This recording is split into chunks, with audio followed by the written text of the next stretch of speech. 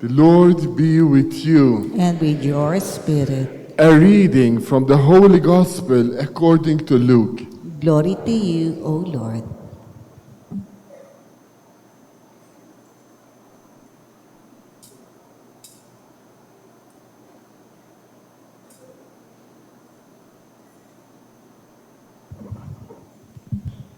Zechariah, his father, filled with the Holy Spirit, prophesied, saying, Blessed be the Lord, the God of Israel, for he has come to his people and set them free.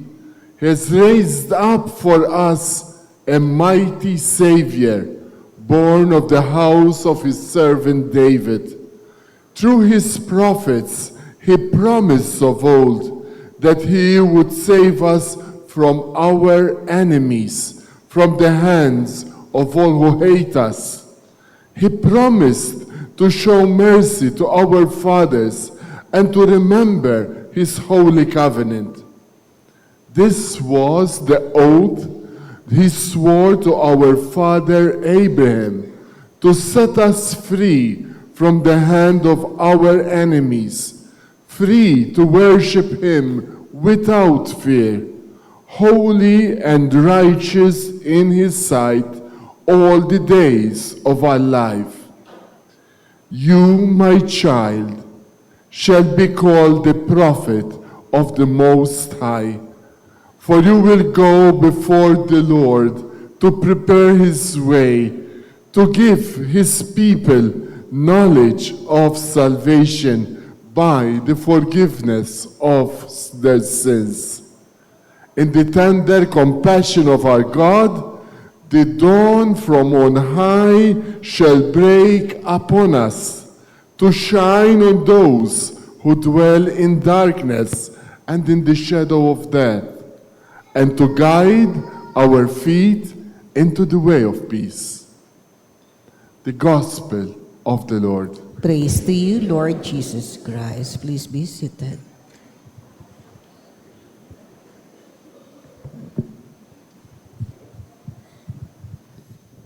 Praise be Jesus Christ. Now and forever. Praise be Jesus Christ. Now and forever. Magandang gabi mga kapatid. Pakibati ng Merry Christmas ang ating mga katabi po. And finally, we are our 9th simbang gabi.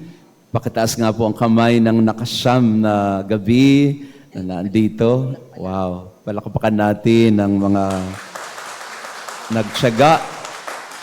Lalo pa ho yung mga galing pa ho sa malalayong lugar. I'd like to honor your effort po talaga, no, sa gitna ng traffic at napakahirap na paglalakbay. You come here, and also to our online parishioners, God appreciates your effort. At I would like to honor also our volunteers and servers. Kanina pa po sila dito sa ating simbahan. Mga alauna pa lang na Christmas party sila, and then ang iba ay tuloy-tuloy na para sa simbang gabi. Taas nga ang kamay ng mga servers na hindi na umuwi. Ayan, no. Dito na rin kaya kayo tumira.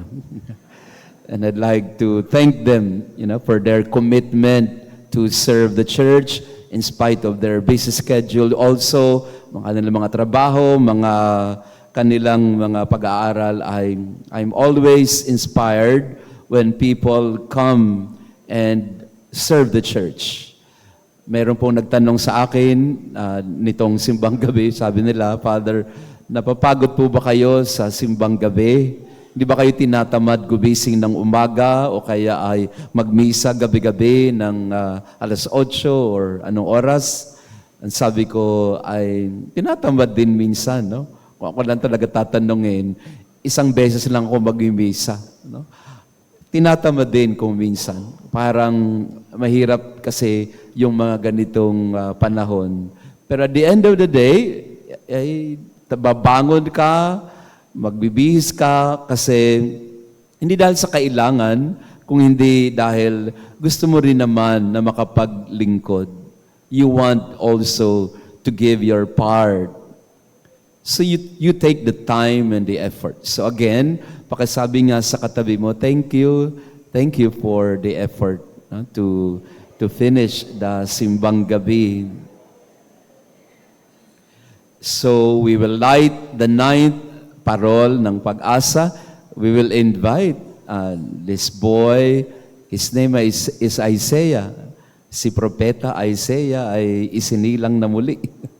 Can you please light our ninth parol, ang ating ikasyam na parol ng pag-asa, para makumpleto na ang siyam na gabi na tayo ay naghihintay, na tayo ay nagtatyaga, na tayo ay nagsisikap.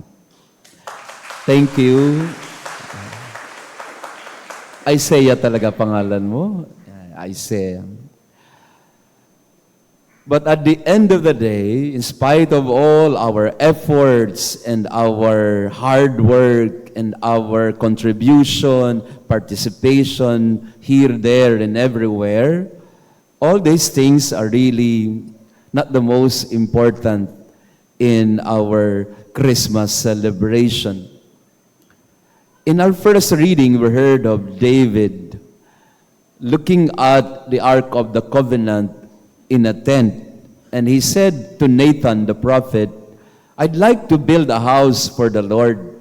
Kawawa naman si Lord. Kawawa naman siya doon sa tent, sa tolda, while I am here living in a decent palace made of cedar.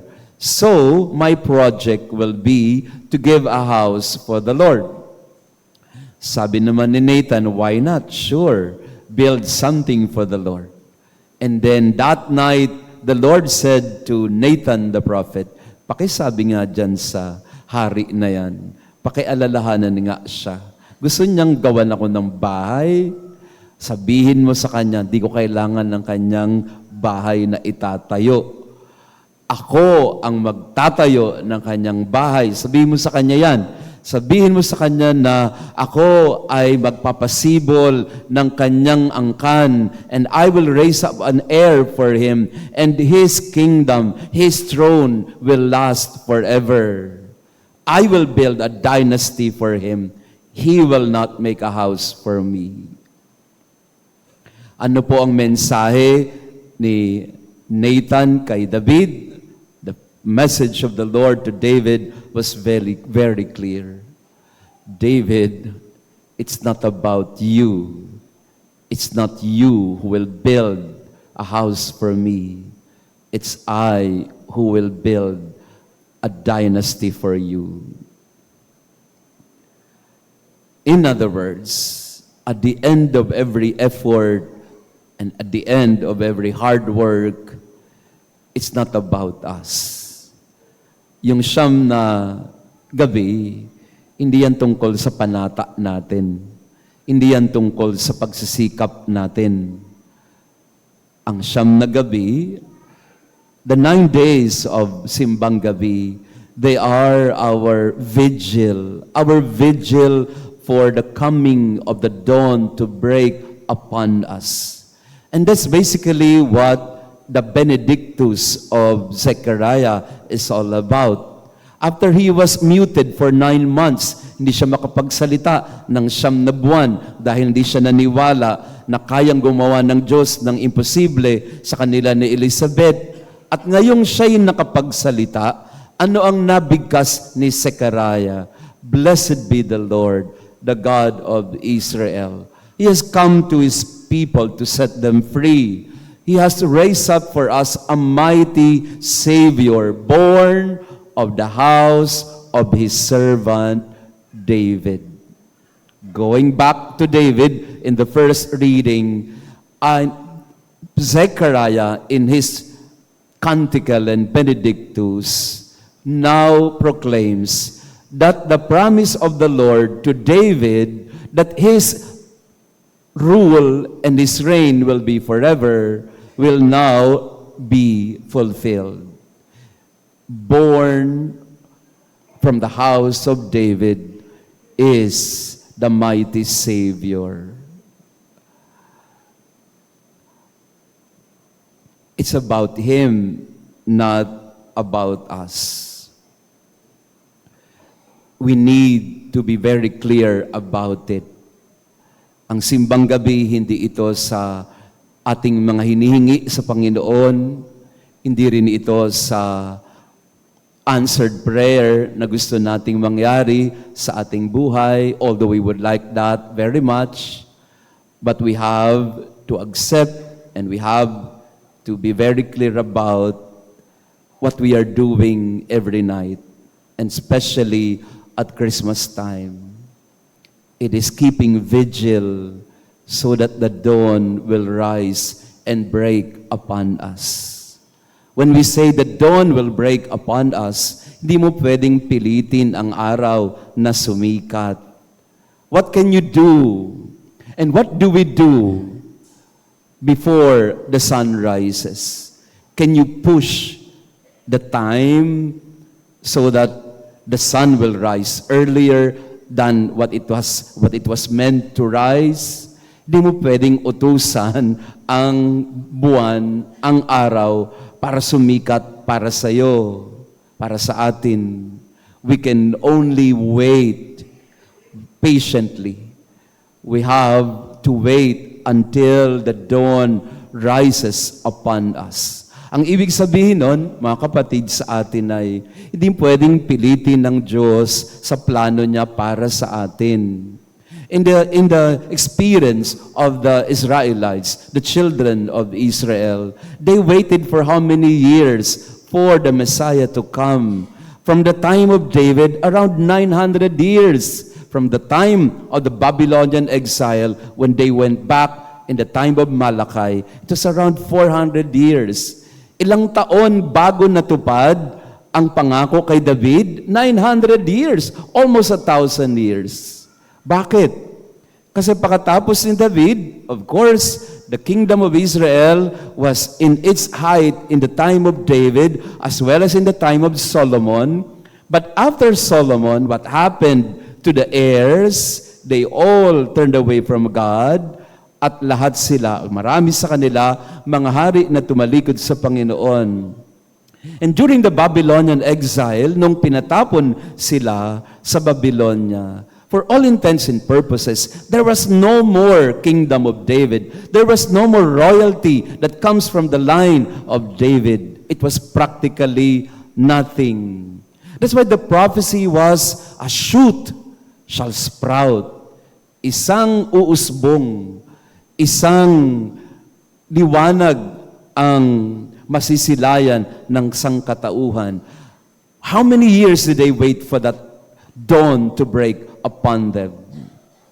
900 years from the time of David and 400 from the time of Malachi. Not our time, not our strategy, or not our expectations. It's the Lord. At the end of the day, it is about Him, about His plan, about His wishes, about His will, about His timing, about His purpose, not about us, about Him.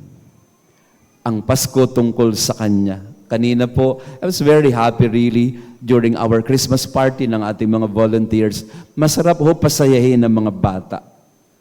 Meron pong natuwa ako sa isang bata na altar server natin. Nanalo ng TV. Akala mo nanalo ng kotse. Nasaan na yun siya? Maliit lang na TV naman, no? Salamat po pala sa mga sponsor na nagbigay po ng mga papremyo natin sa mga bata at mga servers natin. May mga nagbigay po ng papremyo ng electric fan, may nagbigay ho ng papremyo ng bike, may nagbigay ng papremyo ng peanut butter. Nakakatuwa ho ang mga bata kasi little things they appreciate. So yung nanalo ng TV, talagang kung tumalon, muntik na mauntog sa padero. Kasi ganoon kagalak ang puso.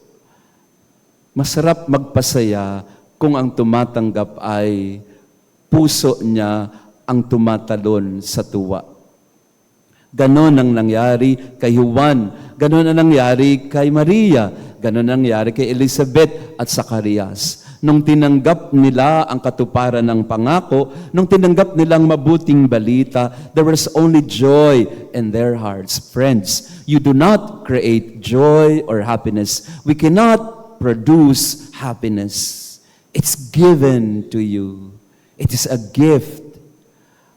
Ang Pasko ay tungkol sa biyayang bigay sa atin ng Diyos. At siya ang magpapasaya. Siya ang magbudugtong ng ating pag-asa. Siya ang mag-aalis ng takot at pangamba. It's about Him. We need to recognize that. Not about our prayers and petitions. It's about His coming, His gift, the gift of God to us of His Son. Let us value that. Let us welcome that and experience it personally. Lord Jesus, come. I welcome you to my heart.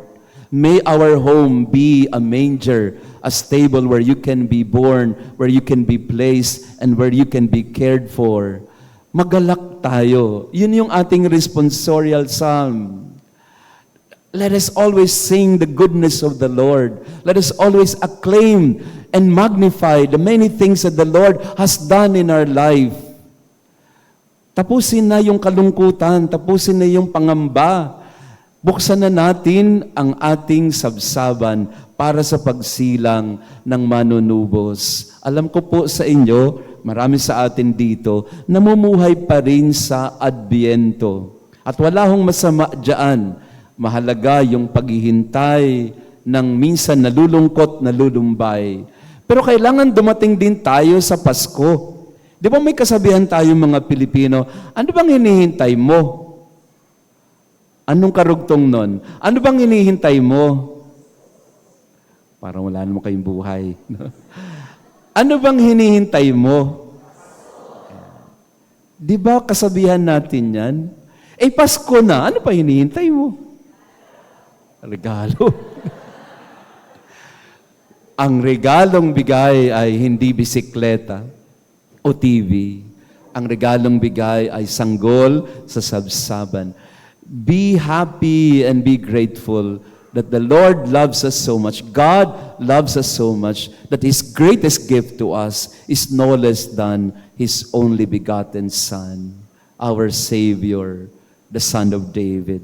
So in this Mass, in our 9th Simbang Gabi, we turn to the Belen. It's still empty, but if you come back tomorrow, a baby will be placed there. And He is the fulfillment of the promise to David. He is the fulfillment of the promise to Isaiah. He is the fulfillment of the promise to Malachi, to Elizabeth, to Zechariah, to Mary and Joseph, and to all of us. Malapit na po ang Pasko, malapit na. Ano pang hinihintay mo? Praise be Jesus Christ. Now and forever. Please all stand. Christmas Novena Prayer, 9th Day. O Lord, Word of God, you whose glory is complete, came to us in perfect humility as a child in the womb. Your love for us and your humility are unsurpassed, and bring us to our knees in prayer and worship. Your incarnation forever changed the world.